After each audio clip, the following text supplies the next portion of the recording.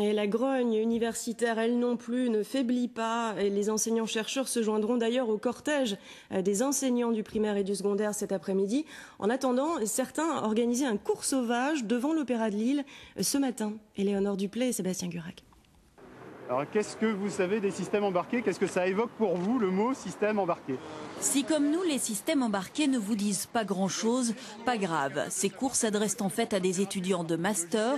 Les enseignants grévistes ont décidé de faire cours hors des amphis et loin des ordinateurs.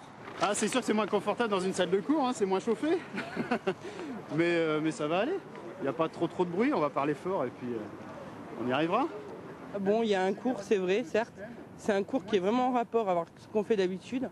Mais on est quand même là d'abord pour soutenir l'action. On a également des revendications propres. Après 2 semaines de grève, les professeurs en profitent pour avancer dans le programme. Mais ce matin, les micros étaient presque aussi nombreux que les élèves. Les banderoles et les tracts rappelant au besoin le véritable objectif.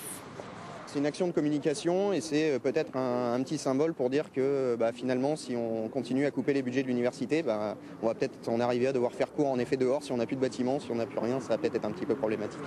La semaine dernière, quelques professeurs avaient déjà fait cours dans les bars de Oisem. D'autres actions de ce type auront lieu d'ici la fin de semaine. Samedi, par exemple, les enseignants-chercheurs ont prévu de délocaliser quelques-unes de leurs expériences en pleine rue.